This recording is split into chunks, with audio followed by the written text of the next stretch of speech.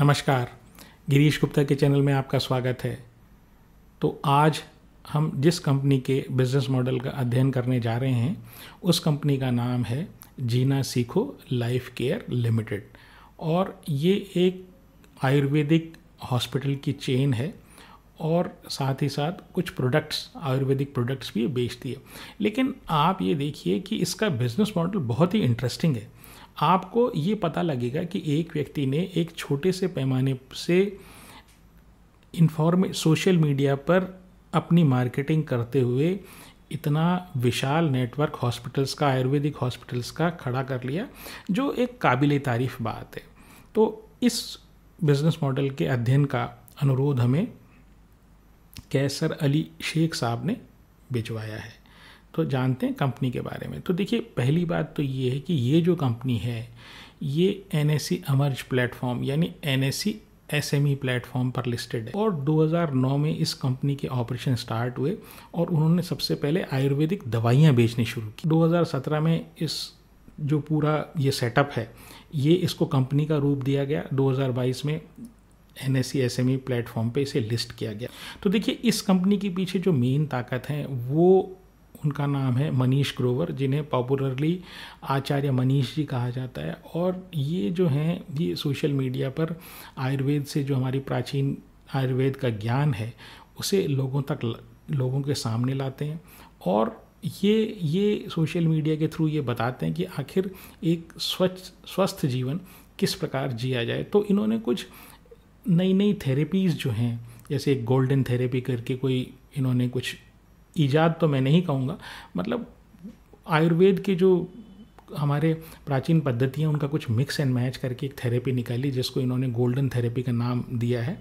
और ये कहते हैं कि अपना डॉक्टर स्वयं बनो। मतलब कहने की बात ये है कि अपना डेली का रूटीन और अपना आहार जो है ना वो आपको इस तरह से रखना है ताकि आप बीमार ही ना पड़ें। इनका जो ये चेन शुरू करने का उद्देश्य है वो ये है कि आदमी मॉडर्न मेडिसिन से इतना परेशान हो चुका है कि सारा इलाज करवाने के बाद, सारी दवाइयाँ टाइम से लेने के बाद, अच्छे से अच्छे डॉक्टर के जाने के बाद भी आदमियों को बीमारी से मुक्ति नहीं मिलती है। तो इनका कहना ये है, यानी इस हॉस्पिटल चेन और उनके फाउंडर्स का कंसेप्ट ये है कि भाई ये जो मेडिसिन जो है ना, मॉडर्न मेडिसिन या आप ये कह लें एलोपैथी मेडिसिन, ये जो है ना ये सिम्टम के ऊपर काम करती है कि भाई आपके पास कोई सिम्टम हुआ और उस सिम्टम को दबाने का इन्होंने काम कर दिया, लेकिन ये रूट कॉज तक नहीं जाते हैं। तो ये जो चेन इन्होंने शुरू की, जीना सीखो लाइफ केयर, तो इनका ये मानना है या इनके फाउंडर्स का ये मानना है कि हम आपको वो इस जो बीमारियां आपकी पुरानी क्रोनिक डिजीज़ेज़ हैं ना, वो हम आपको उसकी जड़ तक पहुंचेंगे, उन क्रोनिक बीमारियों की जड़ तक पहुंचेंगे और उनका जड़ से इलाज कर देंगे ताकि आपकी माइंड, आपका मन मस्तिष्क, आपकी बॉडी या आपका शरीर और आपकी आत्मा, ये तीनों जो है ना ये एकदम स्वस्थ रह सके। तो अब जानते हैं कि ये एग्जैक्टली बिजनेस क्या करते हैं। तो देखिए, जैसे मैंने बताया इनकी हॉस्पिटल्स की चेन है और ये साथ में दवाइयाँ बेचती हैं। तो ये प्रोडक्ट सर्विसेज के रूप में हॉस्पिटल्स और प्रोडक्ट के बीच के रूप में दवाइयाँ, तो ये इनके मेन दो सेगमेंट्स हैं। सर्विसेज से यानी हॉस्पिटल की चेन से इनके 54% रेवेन्यू आता है और प्रोडक्ट से 46 या 46% रेवेन्यू आता है।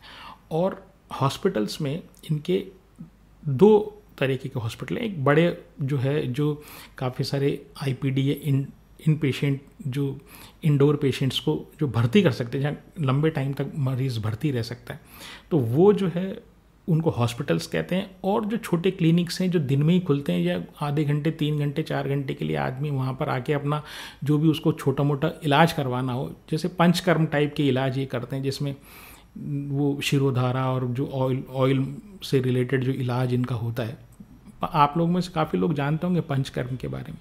तो वो जो सारे इलाज होते हैं वो डे केयर या क्लिनिक्स में होते हैं। और फिर इनका एक बड़ा इंटरेस्टिंग मॉडल है, वो उसको ये बोलते हैं, वैसे हॉस्पिटल्स में कई जगह इस चीज़ को इस्तेमाल किया जाता है, वो है हब एंड स्पोक मॉडल। तो तो ये हब एंड स्पोक मॉडल जो है ये लिया गया है एक व्हील से। तो साइकिल का पहिया आप देखें तो साइकिल के पहिए में एक रिम होती है और फिर ताड़ियाँ होती हैं, और वो ताड़ियाँ एक पॉइंट पर जाके मिलती हैं, तो वो जो जहाँ वो मिलती हैं उसको हब बोलते हैं, और स्पोक्स जो हैं वो साइकिल के ताड़ियों को बोलते हैं। तो और वो साइकिल की ताड़ियाँ जैसे मैंने बताया वो रिम से जुड़ी हुई होती हैं। तो होता हब एंड स्पोक मॉडल में ये है कि शहर के चारों तरफ, जो शहर है उसमें कई जगह चारों तरफ, ठीक है, जैसे रिम होती है उस तरीके से आप मान लें, तो वहाँ पर छोटे छोटे डे केयर हॉस्पिटल्स या छोटे छोटे जो ऐसे जहाँ छोटी मोटी बीमारियों का इलाज हो सके, ठीक है। और मेन जगह यानी जो बड़ा हॉस्पिटल होता है जहाँ पर थोड़ी सी कॉम्प्लिकेटेड बीमारियों का इलाज हो सकता है वो सेंटर में होता है। तो आपका हब तो सेंटर हो गया, और स्पोक वो चारों तरफ के जो आपके छोटे डे केयर सेंटर्स या आप जिसको क्लिनिक्स बोलते हैं वो होते हैं। अब ये क्या काम करते हैं, देखिए ये एक तो जो पेरीफेरी पर या परिधि पर या रिम पर जो क्लिनिक्स होते हैं ये एक तो छोटे मोटे इलाज, छोटी मोटी बीमारियां ये वहीं पर दूर कर देते हैं, और छोटा किसी को कोई आधे घंटे 2 घंटे 3 घंटे का कोई स्पेशल आयुर्वेदिक ट्रीटमेंट चाहिए, मसाज है या पंचकर्म है या इसी तरीके कोई और एक्सरसाइजेज वगैरह हैं, तो वो वहीं उनको बता के उस मरीज को फ्री कर देते हैं। अब मान लीजिए थोड़ा सा और कॉम्प्लिकेटेड किस्सा हो गया, तो वो क्या करते हैं वहाँ से रेफ़र करते हैं कहाँ पर, अपने मेन उस शहर में जो मेन हॉस्पिटल होता है वहाँ पर, तो वो हब पर होता है। तो बेसिकली जो स्पोक वाले जो क्लिनिक्स हैं वो इस हब के लिए पेशेंट्स लाने का काम करते हैं, ठीक है। तो मेन फंक्शन जो है वो हब स्पोक का पेशेंट लाना है। अब बात करते हैं कि इनका जो ये जो हॉस्पिटल वाली जो किस्सा है, जो हॉस्पिटल और क्लिनिक है उसमें तो काफ़ी सारा पैसा लगता है उनको सेटअप करने में, तो इन्होंने भी इसमें भी एक इनोवेटिव स्ट्रैटेजी इन्होंने अपना ली। तो इनमें जो क्लिनिक्स और हॉस्पिटल्स इनके हैं वो ज़्यादातर इनके अगर खुद के हैं तो वो लीज पर है, मतलब किराए की बिल्डिंग में, और अगर फ्रेंचाइज़ के इन्होंने उसकी जो फ्रेंचाइज़ दे रखी है तो उस फ्रेंचाइज़ का भाई हॉस्पिटल की बिल्डिंग भी तू बना, उसके ऊपर चाहे किराए पर ले, और या फिर उसमें जो कैपिटल एक्सपेंडिचर करना है, चाहे बेड का से रिलेटेड हो, चाहे इक्विपमेंट से रिलेटेड हो, चाहे फर्नीचर से रिलेटेड हो, या और ताम झाम जो हो वो भाई फ्रेंचाइजी वाला करेगा। इसके अलावा डॉक्टर जो हैं ये होते इनके रोल पर हैं, जो आयुर्वेदिक के डॉक्टर्स जो हैं वो होते इनके रोल पे, यानी कंपनी के उनको तनख्वाह देती है, लेकिन कंपनी अपॉइंट उनको अपने फ्रेंचाइज वाले हॉस्पिटल या क्लिनिक में कर देती है। इससे क्या होता है, इससे क्या होता है कि जो स्टैंडर्डाइज ट्रीटमेंट जो उन डॉक्टर्स को बताया जाता है वो सारे फ्रेंचाइजीज हॉस्पिटल को मिलता है और स्टैंडर्ड ट्रीटमेंट मिलता है। वरना क्या होगा, फ्रेंचाइजी वाला तो अपना खर्चा बचाने के लिए जो है डॉक्टर जो है उसको थोड़ा सब स्टैंडर्ड डॉक्टर या हो सकता है अनक्वालिफाइड डॉक्टर भी रख ले, तो उससे बचने के लिए डॉक्टर ये खुद उस फ्रेंचाइज को देते हैं और उससे कहते हैं भैया तू जो ऑपरेशनल एक्सपेंडिचर जो है या कैपिटल एक्सपेंडिचर है वो भी तेरे को ही करना है।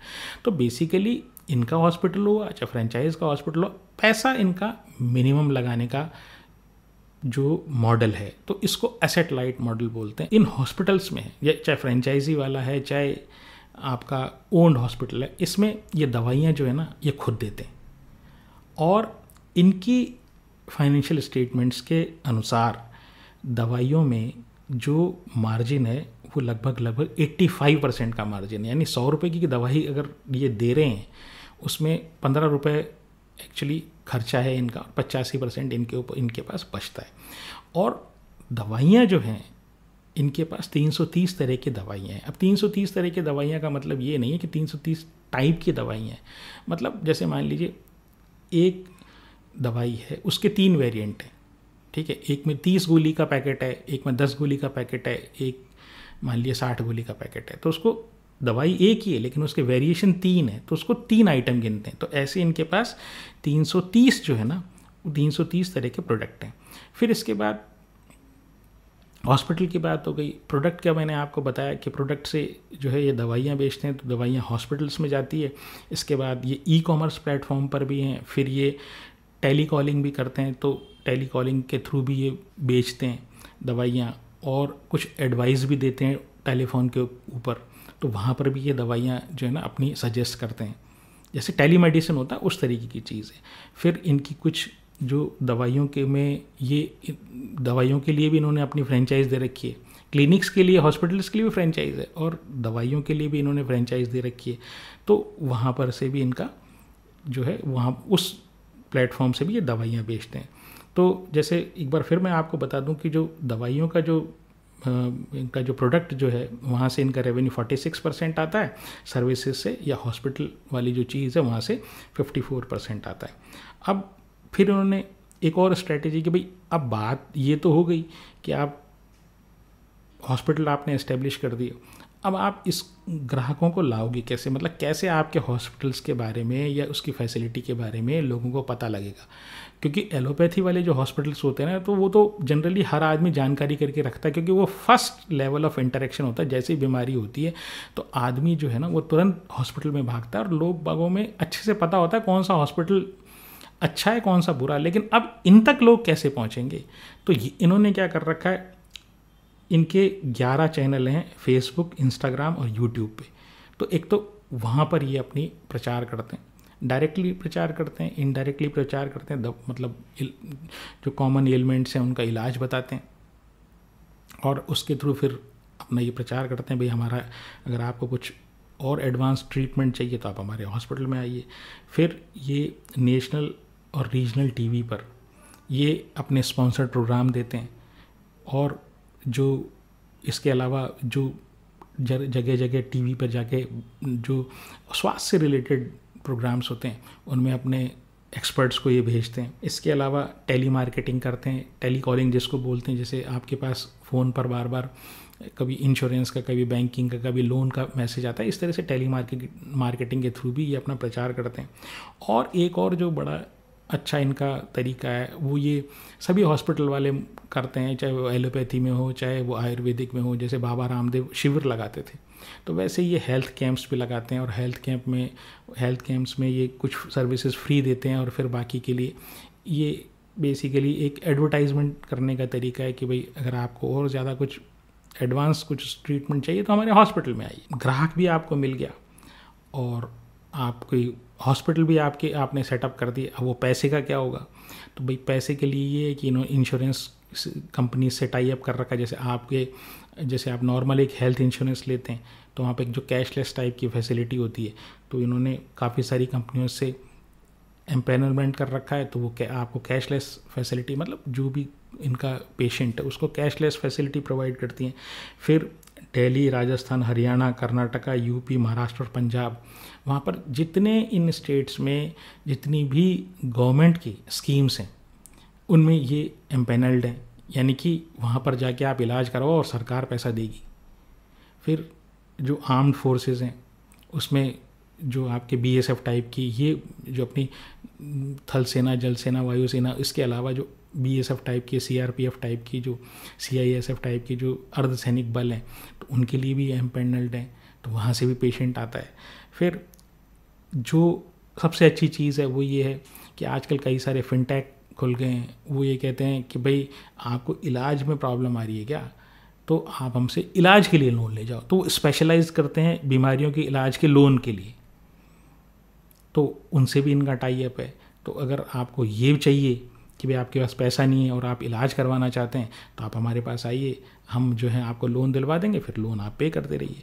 अब एक्सटेंट की बात करें कि ये कितनी बड़ी, इनके क्या क्या हॉस्पिटल्स हैं, कहाँ कहाँ हॉस्पिटल्स हैं, तो देखिए इनकी बेड कैपेसिटी जो है ना, कितने बेड्स हैं एक्चुअली इनके, तो 1600 इनके करीब करीब बेड्स हैं, 50 हॉस्पिटल्स हैं और 65 क्लिनिक्स एंड डे केयर है और 23 स्टेट्स में इनके ये इस तरह के हॉस्पिटल्स हैं और 100 से ज़्यादा टाउन्स और सिटीज़ ये कवर करते हैं। 481 के आसपास इनके आयुर्वेदिक डॉक्टर्स हैं और 659 इनके सपोर्ट स्टाफ है। हॉस्पिटल्स का जो फाइनेंशियल मीट्रिक होता है वो होता है एवरेज रेवेन्यू पर बेड। तो एवरेज रेवेन्यू पर बेड इनका करीब करीब 8200 रुपये है, जो कम है। उसका कारण मैं आपको बताऊंगा। इसको कंपेयर अगर अपन करें तो एक जो नॉर्मल जो हॉस्पिटल होता है ना, जो उसका एवरेज एलोपैथी में आपको बात बता रहा हूँ, तो उन हॉस्पिटल जो मल्टी स्पेशलिटी हॉस्पिटल्स होते हैं उनका जो एवरेज रेवेन्यू पर बेड होता है वो करीब 32-33 हज़ार रुपये का होता है। और जो बहुत ही ज़्यादा बड़े हॉस्पिटल होते हैं, अपोलो हुआ या मेदांता टाइप हुआ, तो उनका 60-65 हज़ार के आसपास एवरेज रेवेन्यू पर बेड होता है। इसके कंपैरिजन में इनका 80-100 है। फिर इनकी जो ऑक्यूपेंसी है वो 53.15 है, यानी जितने बेड्स इनके 1600 बेड्स में से लगभग 850 बेड्स ही इनके फिल हुए, मतलब वहीं उसी में पेशेंट इनको मिला। अब बात करते हैं कि ये नवाचार या एडवांसमेंट क्या कर रहे हैं। तो एक तो ये अपना प्रोडक्ट का जो प्रोफाइल है ना, वो मतलब जो दवाइयाँ ये बेचते हैं तो ये ज़्यादा और उसको इनोवेट करने की कोशिश कर रहे हैं और नई नई दवाइयाँ जो है ना ये लॉन्च कर रहे हैं। दूसरी चीज़ ये है कि ये जो एग्जिस्टिंग इनकी, जैसे मैंने बताया कि ऑक्यूपेंसी जो है वो 53.15 है, 70% कम से कम ऑक्यूपेंसी, एक ठीक ठाक सी ऑक्यूपेंसी मानी जाती है, तो उसको बढ़ाने की कोशिश कर रहे हैं। तीसरा क्या है, ये जो नेटवर्क हॉस्पिटल जो है ना, इसका नेटवर्क का ये विस्तार कर रहे हैं। और जैसे मैंने बताया इनको बहुत ज़्यादा कैपिटल एक्सपेंडिचर चाहिए नहीं, क्योंकि ये जो है ये एसेट लाइट मॉडल पर काम करते हैं। अब वीकनेस की बात करें तो पहली बात तो ये है कि अभी भी जो आयुर्वेद जो है ना वो सेकंड और थर्ड लेवल ट्रीटमेंट है। अभी पहले भी किसी को कुछ भी बीमारी हो जाती है ना, वो फट से आयुर्वेदिक डॉक्टर के पास नहीं जाकर एलोपैथी वाले डॉक्टर के पास जाता है और वहाँ से ट्रीटमेंट लेता है। जब वो सब जगह से दुखी हो जाता है कि उसने एलोपैथी भी ले ली और होम्योपैथी भी ले ली और बाकी सारी जो कोई थेरेपी बचती हैं वो भी कर ली, तो फिर ये इस तरह के जो आयुर्वेद वाले जो ट्रीटमेंट्स हैं ना वो लेता है वो। तो अभी भी जो है ये जो है इस तरह के हॉस्पिटल जो है ना ये रिजुविनेशन के, या आप ये समझिए री एनर्जाइज करने के काम ज़्यादा आते हैं। आदमी ठीक हो गया, बीमारी से ठीक हो गया, फिर उसको लगता है यार 4-5 दिन मुझे रिलैक्स करना, तो चलो यार ऐसे हॉस्पिटल में ये जो चीज़ है ना सरकार पैसा दे ही रही है, अगर वो गवर्नमेंट सर्वेंट है तो या इंश्योर्ड है तो चले यार ये वाला काम और करके देख लेते हैं, क्या पता इससे और कुछ फ़ायदा हो जाए। तो सेकंड लेवल पर आता है, इसीलिए इसका जो एवरेज रेवेन्यू पर बेड है ना वो 80-100 है। और इसके अलावा जो कंपटीशन है ना वो काफ़ी है, क्योंकि गवर्नमेंट का जो फोकस है वो आयुर्वेदिक, जो स्पेशली सेंट्रल गवर्नमेंट का, उनके जो आयुर्वेदिक हॉस्पिटल्स और यूनिवर्सिटीज़ के साथ जुड़े हुए जो हॉस्पिटल्स हैं ना, जैसे नेशनल इंस्टीट्यूट ऑफ आयुर्वेद वगैरह, वहाँ पे बहुत ही बढ़िया फैसिलिटीज़ है। मतलब आप ये समझ लीजिए कि आप वर्ल्ड क्लास फैसिलिटीज़ है आयुर्वेद के मामले में, और किसी भी एलोपैथी अच्छे हॉस्पिटल से कम नहीं है फैसिलिटीज़। तो वहाँ पर लोग, वहाँ पर क्योंकि एकदम सस्ता इलाज होता है और फ्री इलाज होता है, तो वहाँ लोग ज़्यादा जाना पसंद करते हैं। इसके अलावा स्टेट गवर्नमेंट्स के खुद के भी जो है वो प्राइवेट जो हॉस्पिटल से छोटे क्लिनिक्स हैं तो वहाँ पर भी लोग जाते हैं। तो बेसिकली ये कारण से क्या है कि इनका जो एक्सपेंशन है ना वो जब तक कि कोई इनसे बहुत ही ज़्यादा प्रभावित नहीं हो गया तब तक इस तरह के सेंटर्स पे लोग इलाज करवाने नहीं जाते। फर्स्ट लाइन ऑफ ट्रीटमेंट जो है ना वो ये नहीं है। फिर उसके अलावा बाबा रामदेव जैसे जो उनका पतंजलि का जो किस्सा है वो बड़ा पॉपुलर है लोगों में, तो ऐसे जो कई सारे ट्रीटमेंट वाले हैं आयुर्वेद में, तो उनसे भी इनका कंपटीशन है। अब फाइनेंशियल्स की बात करें तो इनका जो मार्केट कैप है वो 5300 करोड़ है। डेट टू इक्विटी नेग्लिजिबल है, हर 100 रुपये की इक्विटी पर 4 रुपये का कर्जा है। ROE 39% है, बहुत अच्छा है ROE। पी जो है वो 58 है। अब ये ज़्यादा क्यों है इसका कारण मैं अभी आपको बताऊंगा। फिर 3 साल की सेल 47% बढ़ी है, 3 साल का प्रॉफिट 104% बढ़ा है। लेकिन आप इसमें ये बात ध्यान रखिए कि ये जो प्रॉफिट और सेल्स बढ़ी है ना ये हायर इक्विटी पे बढ़ी है, क्योंकि मार्च 23 पे इनका जो इक्विटी कैपिटल था, रिजर्व्स नहीं केवल इक्विटी कैपिटल, वो 14 करोड़ था और ये मार्च 24 में बढ़ के 25 करोड़ हो गया। तो ये बढ़ी हुई कैपिटल, यानी कि इन्होंने जो 11 करोड़ एक्स्ट्रा लेके ये वाली ग्रोथ जो है ना ये इन्होंने की है। फिर प्रमोटर के पास 63.53 है परसेंट है, FII के पास 5.95% है, DII के पास बहुत ही कम है 0.17% और पब्लिक के पास 30.34% है। तो देखिए मैं वो जो PE की बात करता था, देखिए 58 का PE, और 58 का PE जो है ना एक अच्छे मतलब middle level hospital allopathy multi specially hospital का PE है आजकल। और जैसे मैंने आपको बताया कि इनका 50% रेवेन्यू, 54% रेवेन्यू तो हॉस्पिटल्स और क्लिनिक्स से आता है और 46% जो है वो प्रोडक्ट से आता है। तो मैं ये मान लूँ कि जैसे मान लीजिए कोई एलोपैथी की कंपनी है, एलोपैथी दवाई बनाने वाली कंपनी है या बेचने वाली कंपनी है, तो उसका पी ऑन एन एवरेज 30 मान लीजिए, और हॉस्पिटल्स का बहुत ज़्यादा बड़ा हॉस्पिटल ही है नहीं, तो मैं उसका भी पी मैं मान लीजिए मैं 40 मान लेता हूँ उदाहरण के तौर पर। और इन दोनों का चूंकि रेवेन्यू करीब करीब बराबर बराबर है प्रोडक्ट्स में और हॉस्पिटल में, तो मैं इन दोनों का एवरेज कर दूँ, या 30 और 40 का पी का एवरेज में ले लूँ तो 35 का पी आता है, और इसका पी 58 है। तो अभी बहुत ज़्यादा पी है, बहुत तेज़ी से शेयर ऊपर गया है, एसएमई में वैसे ही है, इलिक्विड वैसे ही है। तो आप इन सब चीज़ों पर विचार करिएगा। बिजनेस मॉडल तो बहुत अच्छा है इनका, और असेट लाइट है, एक्सपेंड भी हो रहे हैं, एक्सपेंशन भी कर रहे हैं। अभी ये यूएई में एक अपनी सब्सिडरी खोलकर वहाँ पर भी अपने हॉस्पिटल खोलने जा रहे हैं। तो नवाचार भी कई हैं, आदमी एंटरप्रेन्योरियल स्पिरिट का भी है, एक्सपेंशन करके भी दिखाया है, लेकिन हर चीज़ भाव से। खरीदने और बेचने की मेरी कोई राय नहीं है। आज के लिए इतना ही। नमस्कार, धन्यवाद, जय हिंद।